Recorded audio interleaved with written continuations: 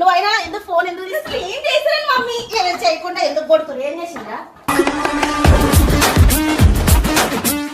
ఏంద్ర ఎంత మొన్న లెక్కలు చేసుకుంటుంది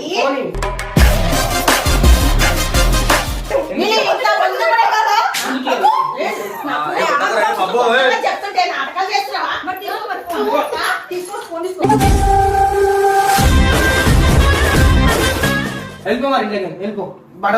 ఎందుకు ఇట్లా నన్ను సంపూ తింటున్నారే ఏమో ఒక్క టెన్షన్ పెడతలేరు నాకు నలుగురు ఏమనుకుంటారు బయట మాట్లాడుకునేటోళ్ళు చెప్పు ఇట్లా చాటింగ్ మీటింగ్ చేస్తే ఫ్రెండ్షిప్ పైన ఏదైనా అవతల అందరూ మంచోళ్ళు ఉండరు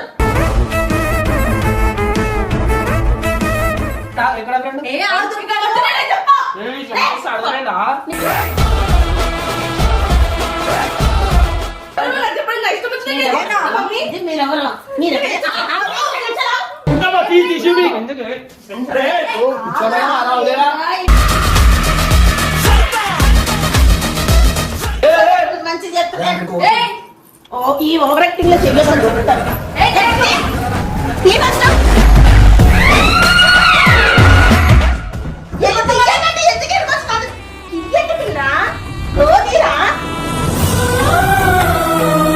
తేజు తన ఫోన్లో ఎవరో అపరిచిత వ్యక్తితో చాలా నిమగ్నమై చాటింగ్ చేస్తోందని గమనించిన బబ్బు అనుమానంతో ఆమె ఫోన్ను లాక్కోడానికి ప్రయత్నించాడు. అయితే తేజు తన వ్యక్తిగత విషయాల్లో జోక్యం చేసుకోవద్దంటూ మొండికేసి ఫోన్ ఇవ్వడానికి ససేమిరా అనడంతో గొడవ ముదిరిపోయింది. ఈ కేకలు విన్న వారి తల్లి పరుగున వచ్చి ఏం జరిగిందని ఆరా తీయగా బబ్బు తన చెల్లెలు ఇన్స్టాగ్రామ్లో ఒక అబ్బాయితో సన్నిహితంగా మాట్లాడుతోందని, ఇది తెలిస్తే బయట మన కుటుంబ గౌరవం మంటగలుస్తుందని ఆవేశంగా తల్లికి ఫిర్యాదు చేశాడు.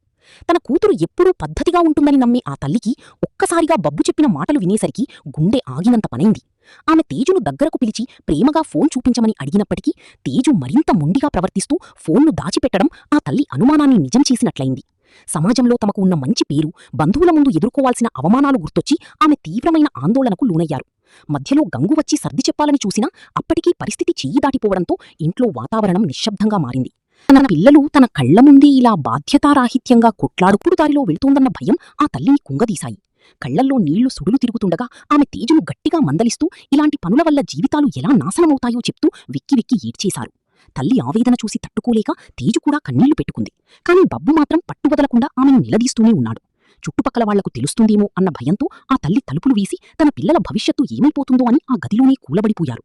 ఆ సమయంలో ఆ ఇంట్లో ఉన్న ప్రతి క్షణం ఎంతో భారంగా, ఎమోషనల్గా అనిపించింది.